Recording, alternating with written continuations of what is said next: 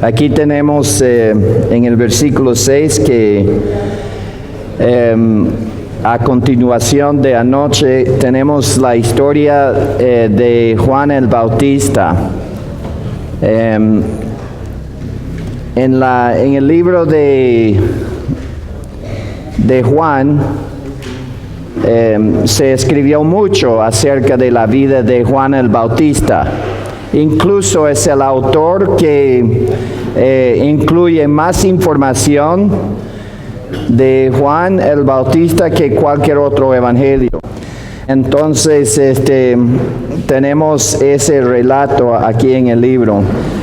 Para empezar, vamos a leer los versículos 1 al 6 de Juan capítulo 1 para volver a estar una vez más en el momento. Aquí tenemos versículo 1, dice: en el principio era el verbo, y el verbo era con Dios, y el verbo era Dios. Era en el principio con Dios. Todas las cosas por Él fueron hechas, y sin Él nada de lo que ha sido hecho fue hecho. En Él estaba la vida, y la vida era la luz de los hombres. La luz en las tinieblas resplandece, y las tinieblas no prevalecieron contra ella. Hubo un hombre enviado de Dios, el cual se llamaba Juan. Entonces vamos a estar mirando la introducción de Juan el Bautista al Evangelio de Juan. Entonces el versículo 6 dice: hubo un hombre enviado de Dios, el cual se llamaba Juan. Este hombre enviado por Dios no era otro que Juan el Bautista. Juan el Bautista fue el precursor del ministerio del Mesías.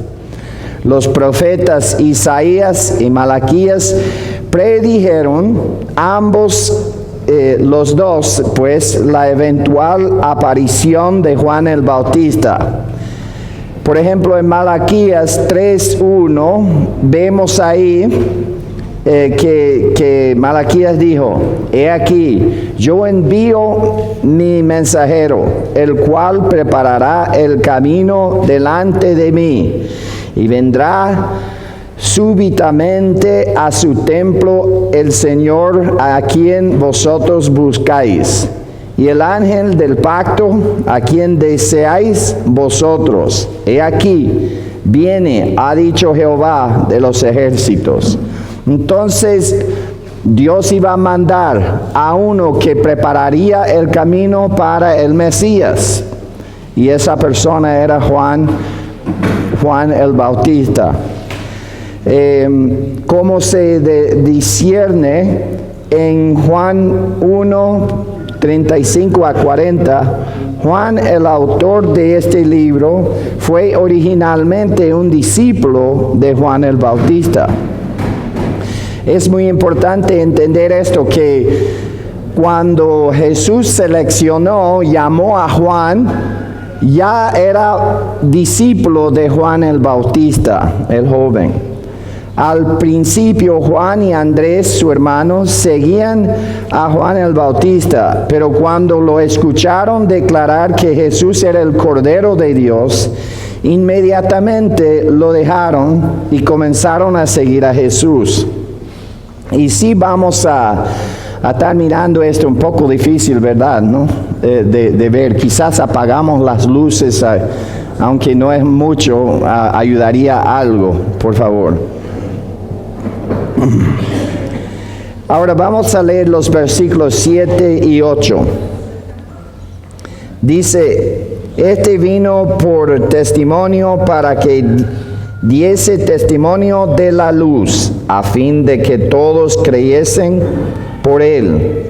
No era él la luz, sino para que diese testimonio de la luz.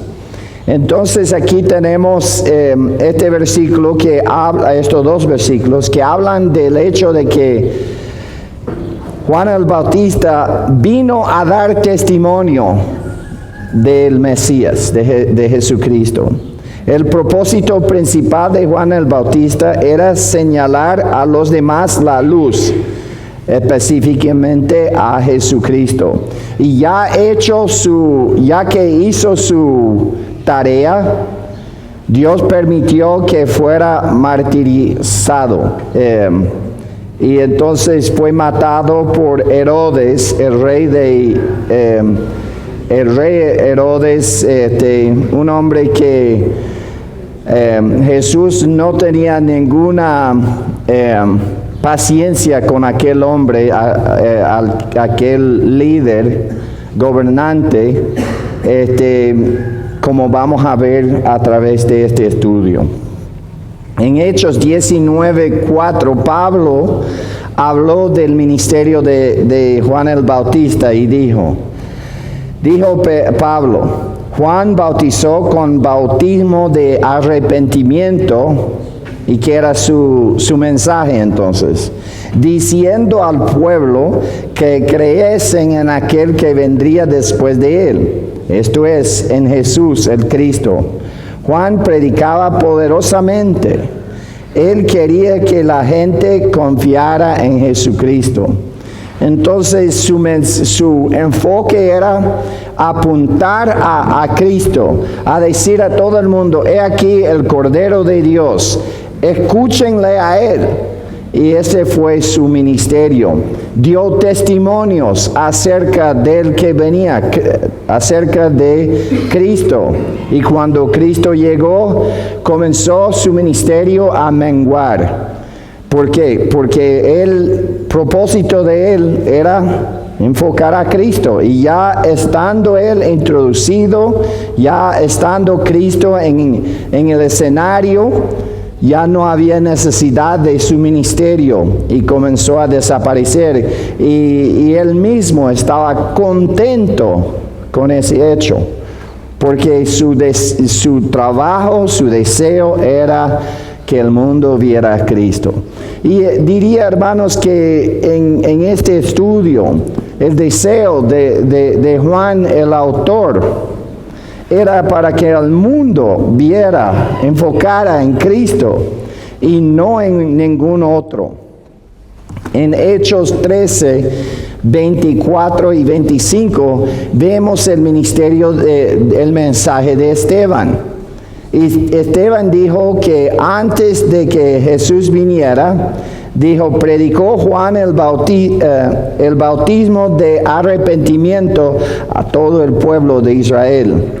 Mas cuando Juan terminaba su carrera, dijo, ¿quién pensáis que soy? No soy yo él, mas he aquí viene tras mí uno de quien no soy digno de desatar los calzados de los pies.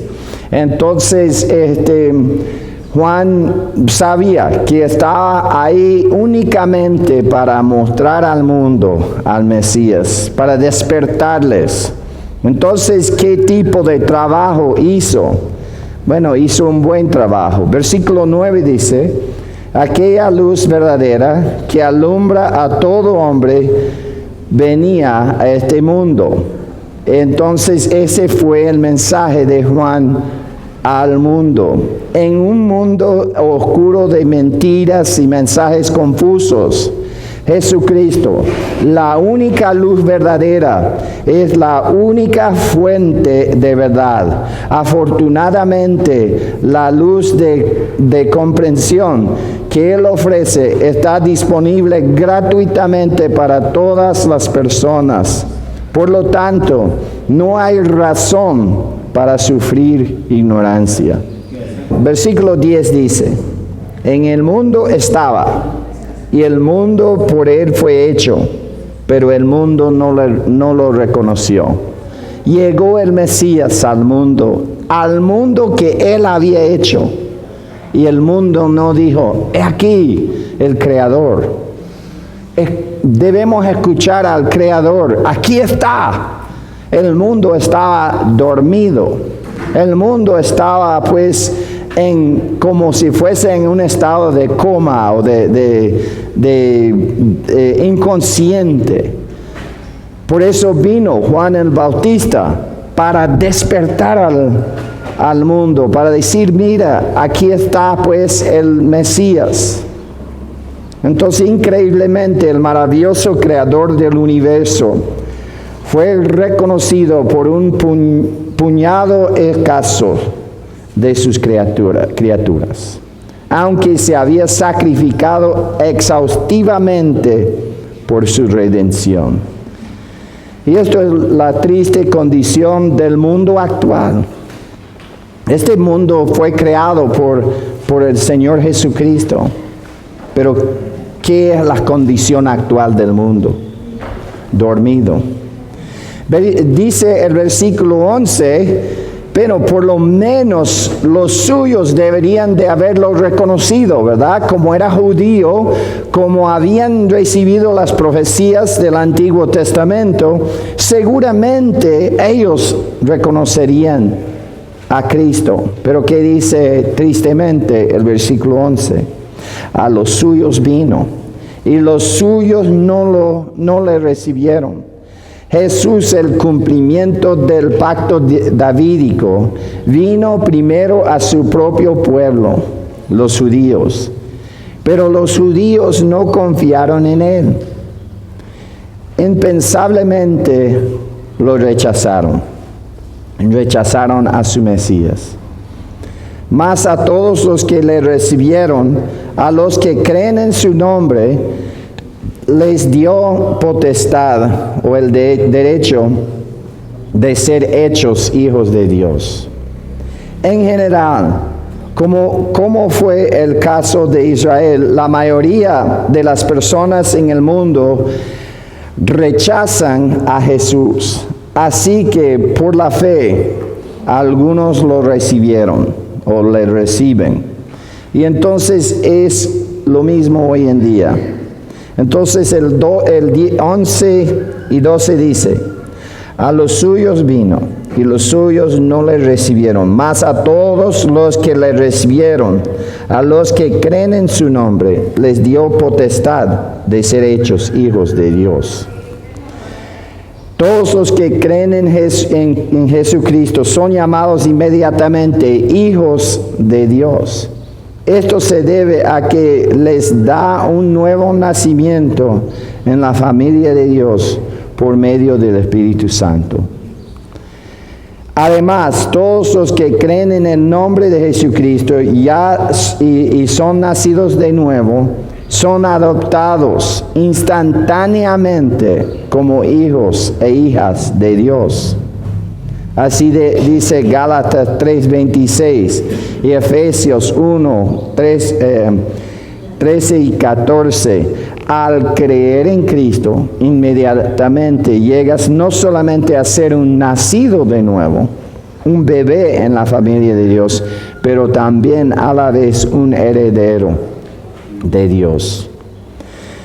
Versículo 13 dice, los cuales no son engendrados de sangre, ni de voluntad de carne, ni de voluntad de varón, sino de Dios. Dios da a todos los que creen en Cristo un nuevo nacimiento.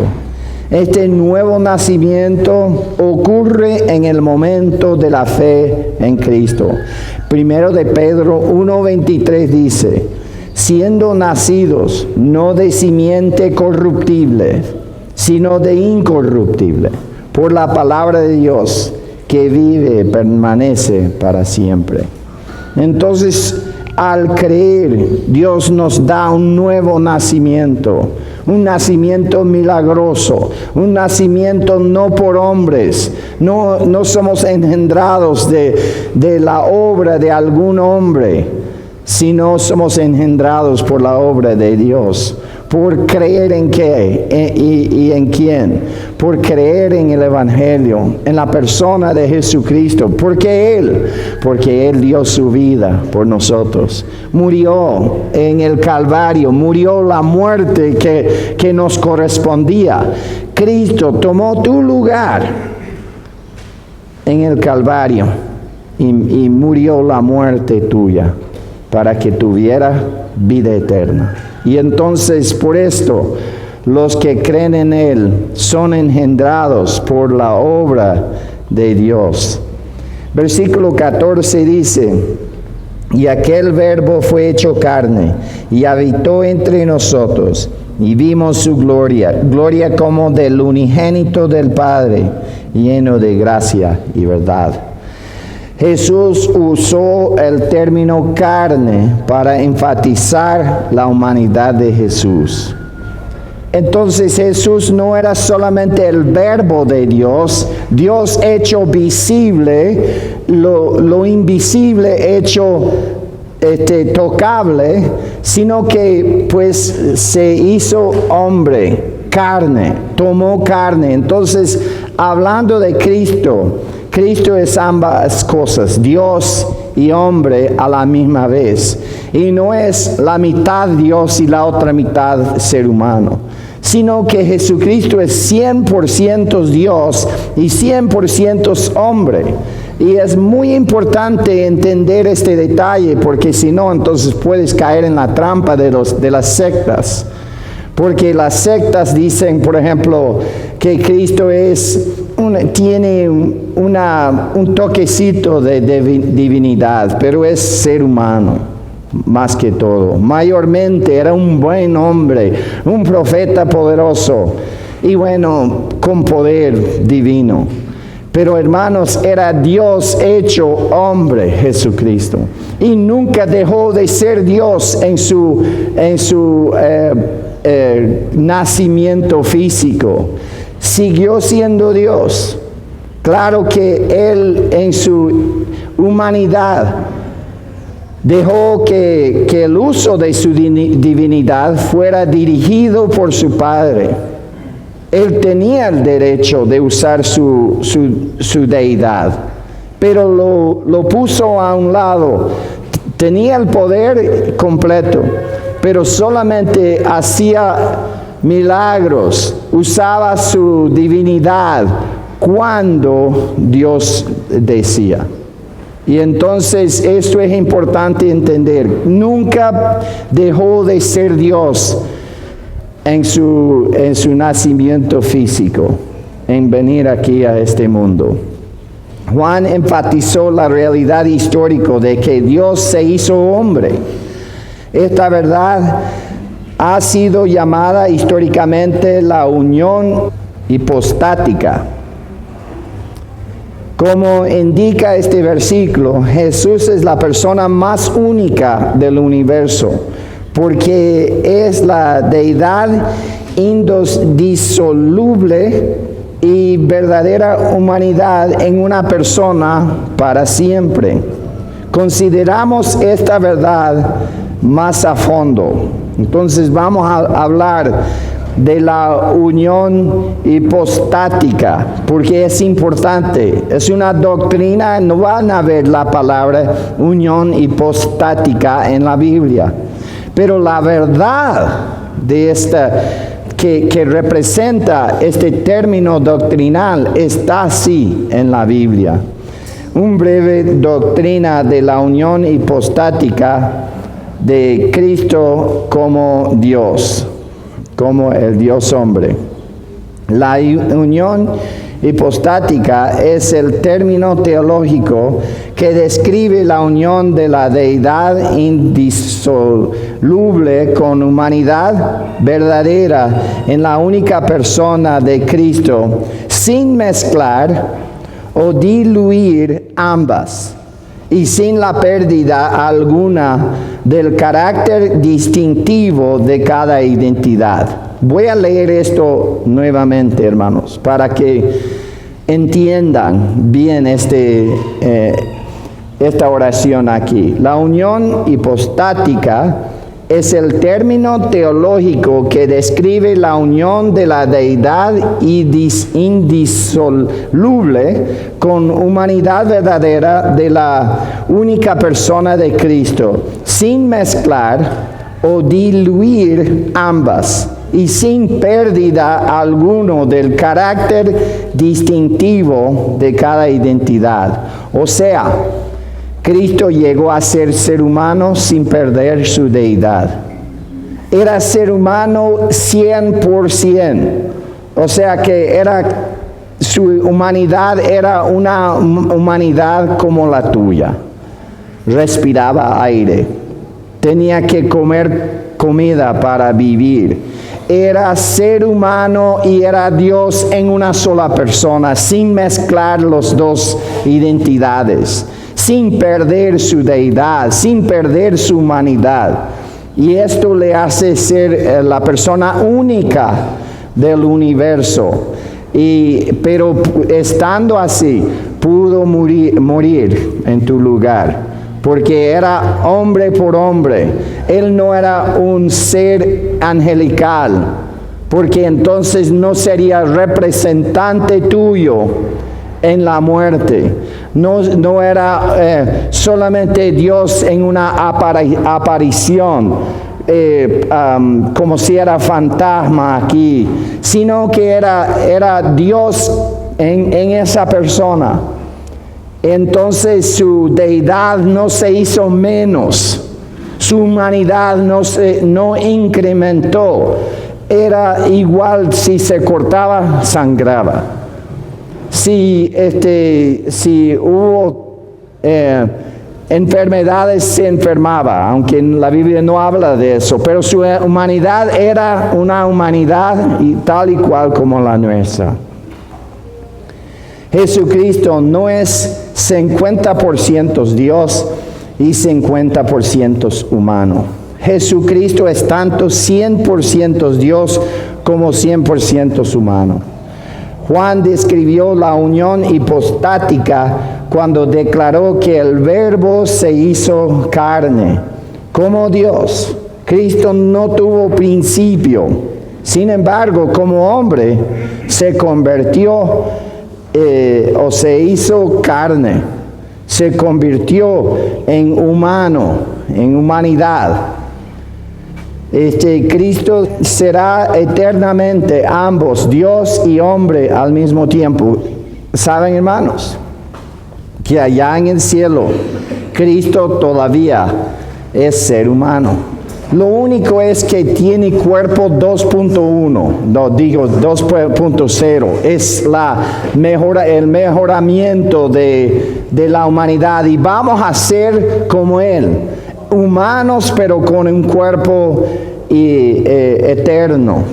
Y entonces es la única diferencia, pero es hombre de todos modos hoy en día. Y entonces es tocable. No va a pasar su mano por él al tocar su hombro, sino que es carne y hueso. Quizás no tiene sangre, no sé, pero lo que sabemos es que es ser humano, pero el mejoramiento de la humanidad. Y vamos a ser tal y cual como Él es en su humanidad en el futuro. Comprender esta verdad es esencial. La mayoría de los cultos de hoy ven a Cristo como un semidios, o un hijo, o una criatura de Dios. Ven a Cristo principalmente como humano con algunas características divinas. No lo ven como Dios el hombre, el Hijo, o Dios en carne humana. No enseñan que Cristo es ambos, completamente Dios y completamente hombre. Y si no me creen, habla con los testigos de Jehová o los mormones, porque el Cristo de ellos no es el Cristo que identificamos en la Biblia. Es un invento de ellos. Y entonces no están hablando, cuando hablan de Jesucristo, no están hablando del Jesucristo bíblico. Es una creación de José Smith o de otra persona, pero no es el Cristo bíblico. A principios de la edad de la iglesia, hubo una falsa creencia que se llamaba docetismo, de que Cristo en realidad no tuvo un cuerpo humano y que era solo una aparición. Y entonces ellos tenían lo contrario de los cultos de hoy en día. Dijeron que Cristo era solamente Dios en forma humana, pero no era humano. Por eso Juan vio que esa mentira venía caminando. Por eso dijo versículos tal como el 14 que dice: y aquel verbo fue hecho carne y habitó entre nosotros. Por eso él mismo dice en su carta, primero de Juan, que si alguien viene diciendo que no ha venido en carne a Cristo, es falso, es mentiroso. Pero las cosas se han vuelto al otro lado hoy día. En lugar de decir que es solamente Dios con apariencia humana, hoy en día dicen que no es solamente humano con algunos detalles de Dios. Entonces, siempre cuando hay una doctrina falsa, siempre va a estar atacando el carácter bíblico de Cristo. La descripción bíblica de Cristo va a ser cambiada. Y entonces tenemos que entender esto por medio de la palabra de Dios para no ser engañados. Cada vez que la deidad de Cristo o su humanidad son diluidos o mezclados, nuestra comprensión de Cristo será corrupta. Este tipo de corrupción tiene un efecto devastador en nuestras vidas personales y globalmente en la iglesia. Y siempre van a haber, hermanos, cada 20 años, cada 30 años, viene otro concepto mezclado con alguna filosofía que ataca al carácter, a la persona de Jesucristo. Lo que vemos aquí en la Biblia. Por eso tenemos que mantener doctrinas como la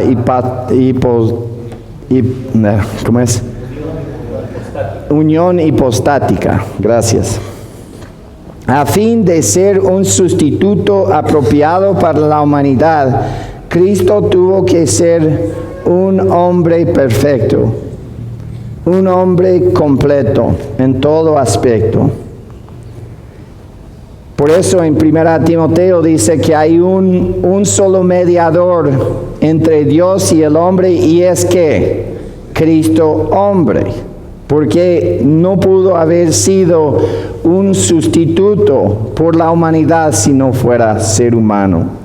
Cristo tenía que ser completamente Dios, porque solo Dios podía proporcionar salvación. Entonces tenía que ser Dios para dar salvación. Tenía que ser humano para sustituirnos. Y no dejó de ser Dios en ningún momento. No dejó de ser humano en ningún momento después de su advenimiento. Entonces, versículo 15 dice: Juan dio testimonio de él.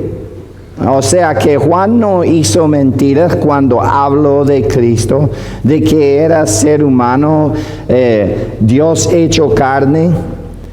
Entonces dice aquí, Juan dio testimonio de él y clamó diciendo: este es de quien yo decía, el que viene después de mí es antes de mí, porque era primero que yo. Juan el Bautista daba testimonio continuamente de Jesús. Juan habló del hecho de que aunque Cristo vino después de él, en cuanto al nacimiento, él vivió eternamente antes que él. Juan reconoció humildemente la supremacía de Cristo. El versículo 16 dice: porque de su plenitud tomamos todos, y gracia sobre gracia. La provisión de Cristo, tanto para nuestra justificación como para nuestra santificación, es extremadamente abundante. Debido a la plenitud de la gracia de Cristo, recibimos bendiciones tras bendiciones, sin ningún mérito de nuestra parte. Entonces, Él nos ha dado salvación. Nos ha mostrado la gracia de Dios. Nos ha dado la salvación sin pedir nada a cambio. Por esto, porque su plenitud tomamos todos. Su plenitud habla de que es Dios y hombre en una persona. Habla de su esencia global de esa persona. Y Él nos ha dado gracia sobre gracia, hermanos. Cristo no vino a traer la condenación. La condenación ya la teníamos antes de que viniese Cristo. La condenación vino a través de Adán. Pero este último Adán, Jesucristo, ha traído gracia sobre gracia. Ha traído la abundancia de salvación mediante su muerte por nosotros. En el versículo 17 vemos, pues la ley por medio de Moisés fue dada, pero la gracia y la verdad vinieron por medio de Jesucristo. A través del ministerio de Moisés, Dios entregó la ley a Israel, que según las Escrituras es un ministerio de condenación. Jesucristo, por otro lado, nos trajo gracia y verdad. La gracia y la verdad encuentran su máxima expresión en la persona y obra de Cristo. Vemos ahí la máxima expresión de la gracia de Dios y la verdad, hecho pues visible en una persona, Jesucristo. La verdad es que merecemos la muerte. La verdad es que existe un Dios todopoderoso. La verdad es lo que se encuentra aquí en las Escrituras. Pero la gracia también proviene de ese mismo Dios. Y podemos ver una mezcla perfecta de gracia y verdad en la persona de Cristo, en su ministerio, en su obra, en su alcance de nosotros mediante su muerte en el Calvario. Entonces el 18 dice, vamos a leer todo el versículo, dice, a Dios nadie le vio jamás, el unigénito Hijo que está en el seno del Padre, Él le ha dado a conocer. Entonces, ¿cómo vamos a ver lo que es invisible? ¿Cómo vamos a ver como seres humanos lo que nos mata? Porque el ver el rostro de Dios sería nuestra muerte inmediatamente. Entonces, ¿cómo vamos a descubrir algo que está tan fuera de nuestro alcance? Vino Jesucristo. Vino Jesucristo para mostrarnos lo que nosotros jamás pudiéramos ver con el ojo humano. Y le hizo ver a nosotros la gloria del Dios Todopoderoso, del Padre. Él nos mostró la gloria del Dios Trino en una sola persona. Entonces, ninguna persona en toda la historia de la humanidad ha visto el semblante de Dios el Padre. Según Éxodo 33:20, lo que leímos anoche, ver a Dios traería la muerte inmediata. El unigénito Hijo que está en el seno del Padre le ha dado a conocer. Jesucristo reveló la esencia completa de Dios el Padre. Conocer a Cristo, a Jesucristo en persona, es verdaderamente conocer al Padre. La meta de Cristo era revelarlo indefectiblemente al mundo. Entonces lo ha dejado descubrir por ojos tan frágiles como con los ojos nuestros. Y ahora lo descubrimos a través de las páginas de la palabra suya. Si quieren saber quién es Dios y cómo es Dios, no vayan a la selva buscándole a Dios, no vayan a la ciudad para buscarle a Dios. Simplemente tienen que abrir la palabra, abrir el Evangelio de Juan, abrir los otros evangelios, el Nuevo Testamento, la Biblia entera, y ahí van a descubrir a Dios tal y cual como es. Por eso tenemos que apreciar esto, lo que nos ha dejado el Señor en la forma escrita, la Biblia. Porque así vamos a entender, vamos a ver lo que es invisible al ojo humano. Cristo mostró la naturaleza de Dios el Padre. Juan 14:9 dice, hablando Jesús con Felipe dijo, Jesús le dijo, tanto tiempo hace que estoy con vosotros y no me has conocido, Felipe. El que me ha visto a mí, ha visto al Padre.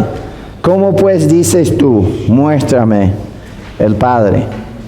Entonces es muy importante entender que nosotros vamos a conocer a Dios el Padre a través de un estudio de Dios el Hijo. No lo vamos a conocer de otra forma, porque Cristo lo ha dejado descubierto para nosotros. Cristo reveló el poder de Dios el Padre.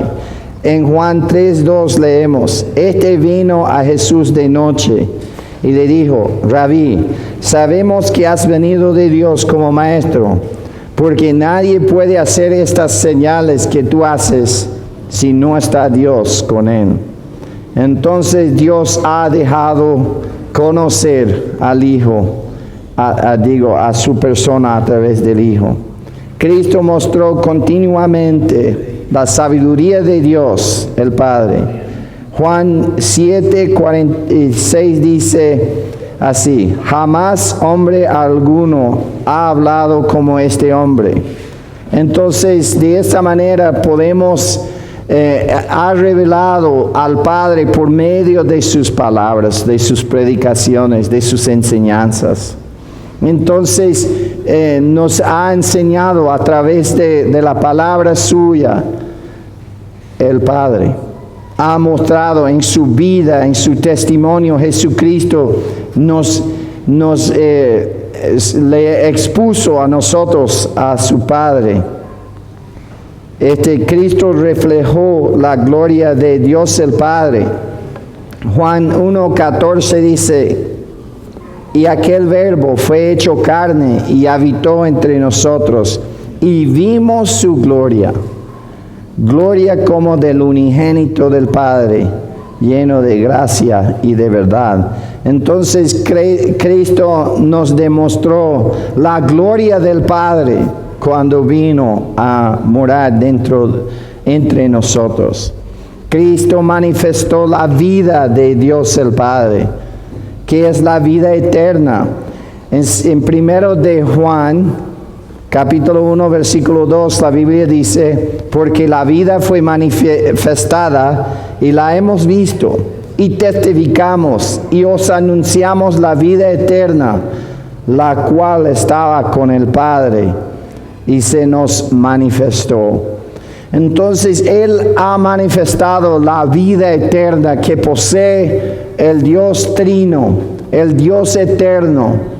El Padre lo ha dejado mirar en su persona. Y ya sabemos qué es vida eterna. ¿Por qué? ¿Por qué vehículo? Pues por mirarle a Cristo.